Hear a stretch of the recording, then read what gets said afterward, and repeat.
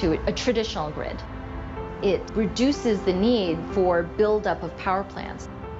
Since we introduced this to China, China has really become the leader in investing in smart grid technologies around the world. Peggy began promoting. Livability is the single biggest challenge. We need to make sure that we have shared spaces for these tens of millions of people that are coming into China's cities. In order to accomplish this, JUICE reaches out to mayors, as Peggy explained in a recent TED Talk. In China, one of the most effective channels is to teach government leaders about how they can build the China dream as they're building new cities, as they're building 226 cities with 1 million or more people. So now the power of this is that in a short amount of time, we've been able to reach out to over 900 mayors. And these mayors might have 1 million people, they might have 30 million people in one single city. Mayors can impact the environmental policies in China in the short term, but the long-term sustainability will depend on the actions of future generations. Before you add any sugar, try it. We can teach children how to make a huge impact in climate change through their stomachs.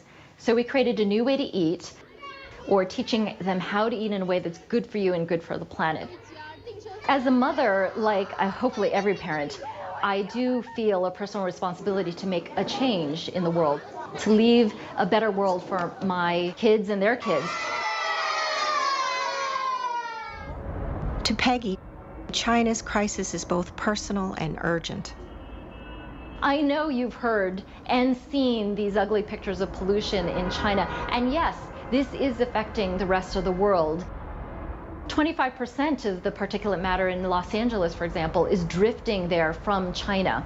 So we know that we need to win this battle on pollution. We need to win this battle on clean energy.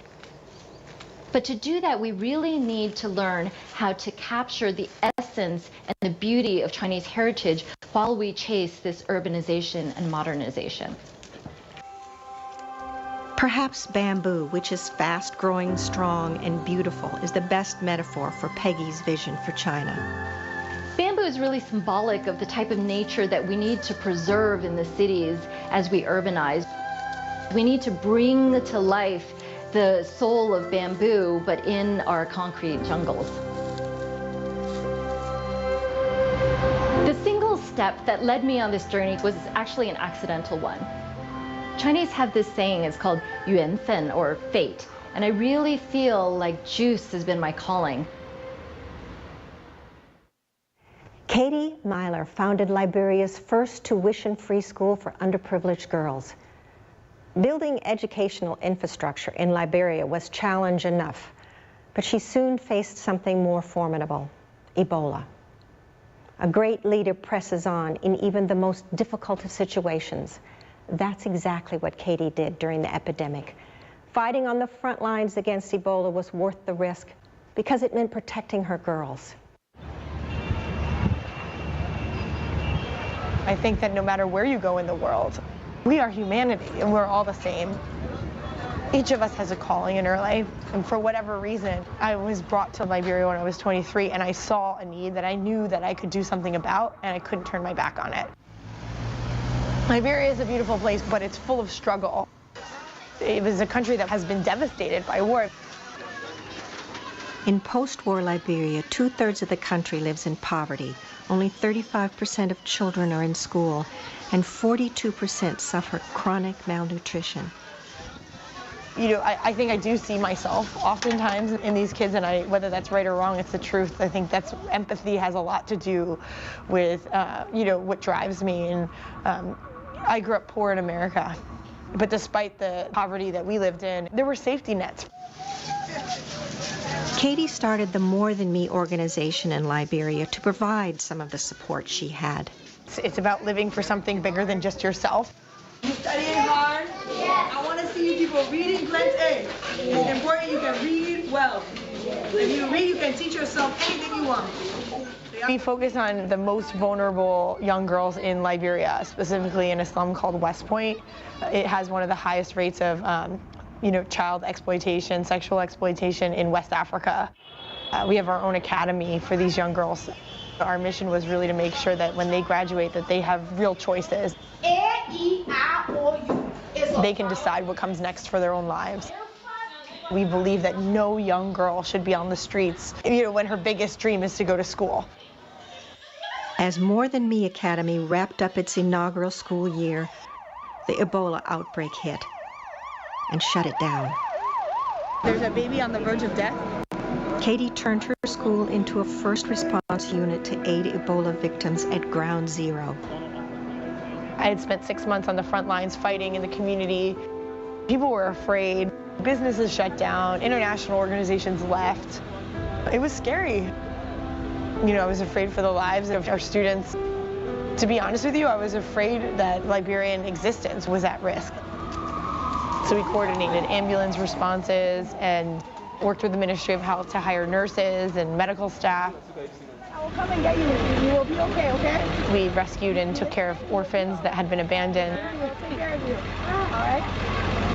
Ambulances took as long as 4 days to reach Ebola victims. Katie cut that time down to 30 minutes. When I talk about Ebola, it's still pretty raw. There's definitely moments that will never leave me for the rest of my life. One was this little boy named Charlie. I remember, I left people laying outside of the holding center just dying. I felt like vomiting. I felt like I had to go back, so I did. I went to the grocery store and I bought ice cream and I bought toys. And I went back later that night and I went looking for Charlie. I handed out ice cream and toys and sang and prayed with people as they were dying, squashing through the vomit and the blood. And I found Charlie and I put a blanket on him. It was time to go and I was like, and so I left and I never saw him again. In the wake of Ebola, Katie's looking beyond the epidemic to help aid Liberia's recovery. What's scarier than Ebola is what happened before Ebola and what will continue to happen after Ebola is out of the news. Our share of the country, starting with basic education, nothing is going to change. You're just treating symptoms. Katie's focus continues to be on education. I'm working with everything that I have to make sure that we rebuild education in Liberia so that we can protect our girls and the women of Liberia long term. It's about coming together with different people and joining hands to make sure that we do everything that we can, to create a more beautiful world. I want to know that my life has purpose. I believe we all have a blinking light inside of us, and that light leads the way, and I'm following that light. I'm gonna take you places, show you faces that you've never dreamed.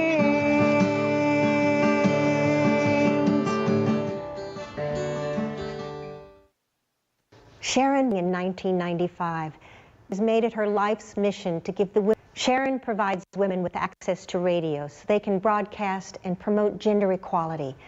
She empowers women and girls to make decisions so they can be heard on the island and around the world. Sharon is an agent of change.